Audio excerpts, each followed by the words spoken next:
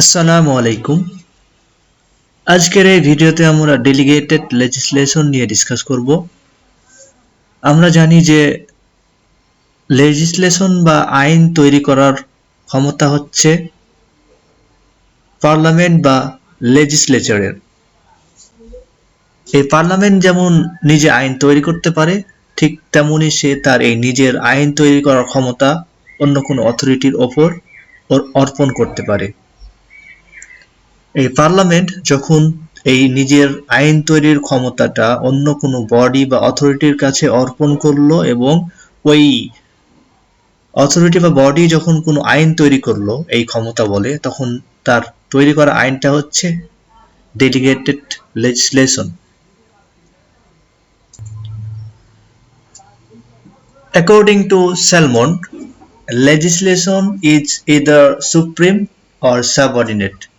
The supreme one is made by sovereign authority, and the subordinate flows from any authority other than the sovereign power, and this is called delegated legislation. অর্থাৎ যে আইনটা parliament ছাড়া অন্য কোনো authority বা organ দ্বারা তৈরি করা হলো সেটাই হচ্ছে delegated legislation. Let's see, is there any provision relating to delegated legislation in our constitution? আমাদের বাংলাদেশের সংবিধানে আর্টিকেল 65 সাব আর্টিকেল 1 এ এই ডেলিগেটেড লেজিসলেশনের ব্যাপারে আলোচনা করা হয়েছে। এখানে বলা হয়েছে যে there shall be a parliament for Bangladesh in which, subject to the provision of this constitution, shall be vested the legislative power of the republic. বাংলাদেশে একটি পার্লামেন্ট থাকবে যার নাম হবে দ্য হাউস অফ নেশন এবং এটা রিপাবলিকের জন্য আইন তৈরি করবে। আর্টিকেল 65 এর সাব আর্টিকেল 1 এর নিচে যে শর্ত দিয়ে প্রোভাইডেড দ্যাট দিয়ে একটি শর্ত দেওয়া হয়েছে যে এই পার্লামেন্ট চাইলে অন্য কোনো অথরিটিকে তার এই লেজিসলেটিভ পাওয়ার ডেলিগেট করতে পারে। অর্থাৎ এখানে মূলত ডেলিগেটেড লেজিসলেশনের কথা বলা হচ্ছে। এরপরে সংবিধানের এই 107 নং আর্টিকেলে সুপ্রিম কোর্ট অফ বাংলাদেশকে আইন তৈরি করার ক্ষমতা দেওয়া হয়েছে। সুপ্রিম কোর্ট তার নিজের ব্রাঞ্চ অর্থাৎ হাইকোর্ট ডিভিশন এবং অ্যাপিলেট ডিভিশনের জন্য এবং সাবঅর্ডিনেট কোর্টের জন্য আইন তৈরি করতে পারে। অর্থাৎ এখানে পার্লামেন্ট ছাড়া সুপ্রিম কোর্টেরও আইন তৈরির ক্ষমতা রয়েছে।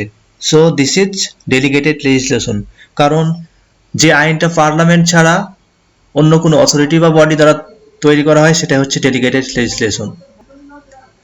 Let's see the object of the delegated legislation. এই লেজিসলেশন তৈরি করার ক্ষমতা অন্য কোনো অথরিটিকে দেওয়ার উদ্দেশ্য হচ্ছে যে পার্লামেন্টের টাইম সেভ করা। পার্লামেন্ট একসাথে এতগুলো আইন তৈরি করতে সক্ষম নয়, সে এত আইনের ব্যাপারে এত সাবজেক্ট ম্যাটারের ব্যাপারে এক্সপার্টও না। যেমন কোনো মেডিকেল রিলেটেড যদি আইন তৈরি করতে বলা হয় তাহলে পার্লামেন্ট হয়তো এ ব্যাপারে এক্সপার্ট নাও হতে পারে।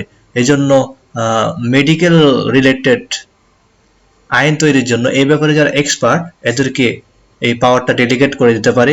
এরপর ইউনিভার্সিটির কার্যক্রম পরিচালনা করার জন্য যে আইন কানুন তৈরির প্রয়োজন সেটা এই ইউনিভার্সিটি অথরিটি বেশি এই ব্যাপারে নলেজ রাখে, সুতরাং এটা তাদেরকেই ডেলিগেট করা হয়। এতে করে আইন সঠিকভাবে তৈরি হয় এবং টাইম সেভ হয় পার্লামেন্টের। এছাড়াও এভাবে আইন তৈরির ফলে অ্যাডমিনিস্ট্রেটিভ বডির যে ফাংশন এটা দ্রুত পরিচালিত হতে পারে। পার্লামেন্ট যদি আইন তৈরি করে তাহলে একটা ফিক্সড প্রসেসের মধ্য দিয়ে যেতে হয়, এতে টাইমের প্রয়োজন হয়।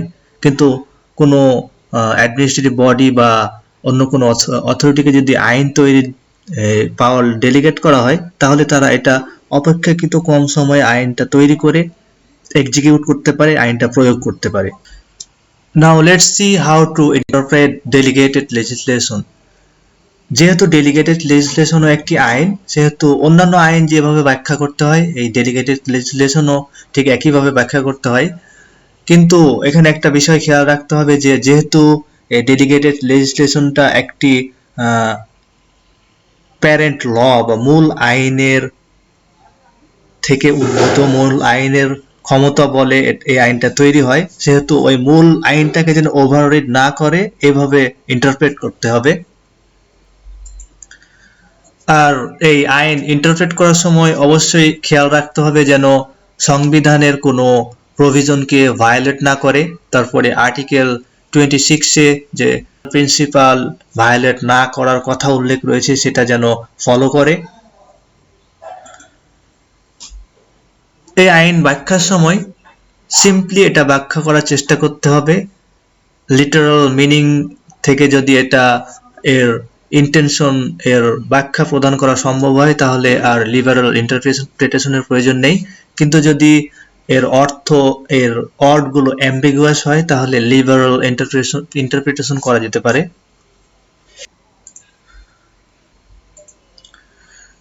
ডেলিগেটেড লেজিসলেশনের এক্সাম্পল হিসেবে বলা যায় যে legislation created by municipal authority, legislation created by university, legislation created by medical authority, etc. Thank you for watching. Please don't forget to subscribe. Thank you.